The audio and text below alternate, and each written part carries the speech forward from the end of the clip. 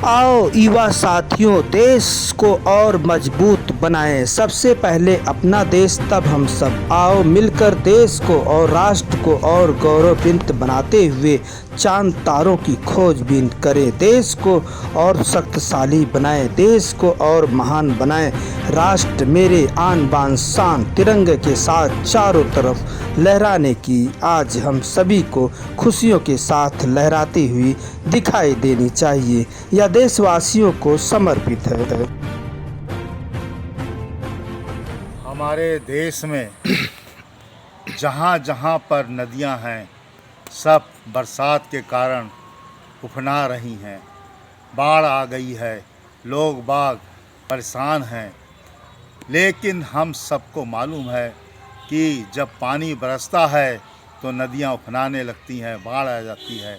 और ख़ास तौर से बरसात के मौसम में ये घटनाएं होती हैं और हमको इसके प्रति सजग रहने की ज़रूरत है। पानी इतना किनारे आ जाता है कि कभी कभी घाट के घाट पूरे डूब जाते हैं और आसपास की बस्तियों में पानी घुस जाता है, लोगों के घरों में पानी आ जाता है और लोगों का सामान का नुकसान होता है। ऐसे समय में हम सब, आपकी जिम्मेदारी है कि हम सब लोग अपने अपने नदियों के किनारे जब रहते हैं तो हमें ख़ास तौर से बरसात के मौसम में बहुत सजग और सतर्क रहना चाहिए। और अगर पानी बढ़ रहा है, स्तर बढ़ रहा है पानी का, तो हमें सुरक्षित स्थान पर जो शासन प्रशासन सरकार ने जगह दे रखी है वहाँ पे चले जाना चाहिए और पहले से ही अपने सामान को हटा लेना चाहिए, जिससे कि हमारी घर गृहस्थी का सामान का नुकसान ना हो और हमारी जो जान जोखिम में ना पड़े। हम अपने पशुओं को भी सुरक्षित स्थान पर रखने की पहल करें, क्योंकि पानी का स्तर हो सकता है रात में जब हम सो रहे हों बढ़ जाए और हम लोग सब जो है समस्याग्रस्त हो जाएं। इसलिए हम सब की ये अहम जिम्मेदारी बनती है कि सरकार शासन प्रशासन तो सहयोग करता ही है, हम सब लोगों को भी अपने स्वयं में जिम्मेदारी समझकर सहयोग रखना चाहिए, करना चाहिए। और इस नदियों के उफनाने से जो हमारी समस्या आती है उसका निराधान समाधान हम सबको पहले से ही सोचकर निकाल कर रखना चाहिए, जिससे कि हम समस्या से ग्रस्त ना हों।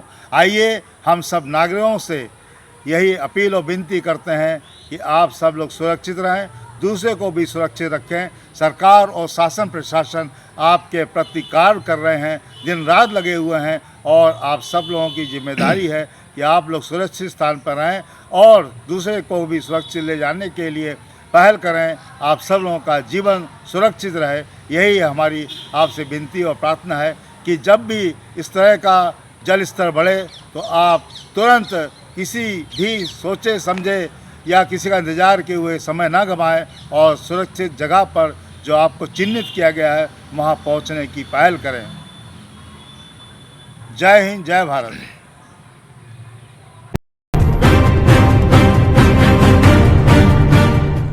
हमारे ये मोबाइल कितने काम के हैं हम आप सब समझ रहे हैं और इनका कितना उपयोग, कितना सदुपयोग और कितना दुरुपयोग ये भी हम सब समझ रहे हैं। उपयोग भी दो तरह के, सदुपयोग या दुरुपयोग, और उपयोग में भी सदुपयोग का भी कितना आराम और दुरुपयोग से भी कितना नुकसान, दोनों को हम समझ रहे हैं। फिर भी कुछ जगह ऐसी जहाँ पर हमें इसको बिल्कुल उपयोग करना ही नहीं चाहिए। अगर लेके जा भी रहे हैं तो इसको वहाँ पर उपयोग बिल्कुल ही नहीं करना चाहिए, क्योंकि हम दूसरे को भी ये बोलते हैं कि मोबाइल का इस्तेमाल इस दौरान मत कीजिए। वो दौरान है हम जब स्कूल में क्लास में बैठकर पढ़ाई करते हैं। हम अपने विद्यार्थियों को, छात्रों को बोलते हैं कि कोई मोबाइल लेके मत आए, अगर लाए हैं तो उसको स्विच ऑफ करके रख लें, क्योंकि हम पढ़ाई कर रहे हैं।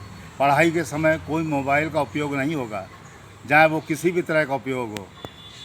और अगर हम टीचर हैं, गुरुजी हैं, अध्यापक हैं, शिक्षक हैं और बीच बीच में मोबाइल निकाल कर हम फेसबुक, वीडियो, व्हाट्सएप, पता नहीं यूट्यूब क्या क्या देखने लगते हैं, तो इसका प्रभाव उन विद्यार्थियों पर क्या पड़ेगा आप समझ सकते हैं। एक जिम्मेदारी से हम सब लोगों को ये समझना चाहिए कि मोबाइल का उपयोग क्या वहाँ पर आवश्यक है? नहीं, बिल्कुल आवश्यक नहीं है, क्योंकि वहाँ पर हम आपस में आमने सामने बैठकर शिक्षा ग्रहण कर रहे हैं, अपने सिलेबस पाठ्यक्रम को पूरा कर रहे हैं। और अगर इस तरह की कोई बात होती है तो बच्चों को जो हम बोलते हैं उसका गलत प्रभाव पड़ेगा और बच्चे कहेंगे कि हमको तो मना कर रहे हैं, अपने मोबाइल चलाकर हमारा समय बर्बाद कर रहे हैं। इसलिए आप सब लोगों से, जिम्मेदारों लोगों से विनती और अपील है, चाहे वो छात्र हों, चाहे वो विद्यार्थी हों, चाहे वो शिक्षक हों, गुरु हों, अध्यापक हों, मोबाइल का उपयोग क्लास के दौरान, शिक्षा के दौरान बिल्कुल नहीं होना चाहिए, नहीं करना चाहिए। और हमारे संबंधित विभाग के अधिकारी इस पर बार बार निगाह रखे हुए हैं, आग्रह करते हैं, चेतावनी देते हैं। फिर भी अगर हम ये काम करते हैं तो ये कानून विरोधी है। ये हमारे समय का एक तरह से देखा जाए तो नुकसान करने का कार्य है, क्योंकि हम पढ़ाने की जगह अपने समय को इसमें लगाकर हम विद्यार्थियों के साथ अनुचित व्यवहार कर रहे हैं। उचित व्यवहार करना तभी संभव है जब हम मोबाइल को ना उपयोग करके हम आपस में उनसे उनके विषय के बारे में बात करें और उनके भविष्य को सुंदर बनाने में आगे आएँ, क्योंकि ये सब चीज़ें बार बार नहीं आती हैं और समय बहुत कीमती होता है विद्यार्थी का, शिक्षक का। इसलिए उस नियमित समय में अगर हम बिना मोबाइल के कार्य करते हैं और करने की कोशिश करते हैं तो ये सबसे बड़ा अनुशासन है। आइए हम सब लोग शपथ लें कि कभी भी क्लास में, शिक्षा के दौरान, पढ़ाई के दौरान मोबाइल का उपयोग नहीं करेंगे, चाहे वो कोई भी हो, चाहे वो अध्यापक हो, छात्र हो या प्रधानाध्यापक हो। हम क्लास में नहीं करेंगे और अन्यथा कहीं जाकर अलग में जब हमारा पीरियड या हमारा क्लास ख़त्म होती है हम इसका उपयोग करें, हम इसका दुरुपयोग करें। यह हमारे ऊपर निर्भर है कि हम इसका कैसे उपयोग करते हैं। मगर सबसे बड़ी बात, शिक्षा और क्लास में जहाँ पर हम पढ़ाई कर रहे हैं बैठकर, वहाँ पर इसका उपयोग करना बहुत गलत प्रभाव देता है और ये गलत प्रभाव हमारे और विद्यार्थियों के बीच जो संबंध है उसको भी ख़राब करता है। इसलिए संबंध को सुंदर बनाने के लिए हम सबको क्लास में अध्यापक और छात्र का, गुरु और शिष्य का संबंध स्थापित करने की प्रयास में रहना चाहिए। जय हिंद, जय भारत। नमस्कार दोस्तों, मेरे चैनल को सब्सक्राइब, लाइक करें और आइकॉन को ज़रूर दबाएं ताकि आने वाले वीडियो को आपको नोटिफिकेशन मिल जाए। धन्यवाद।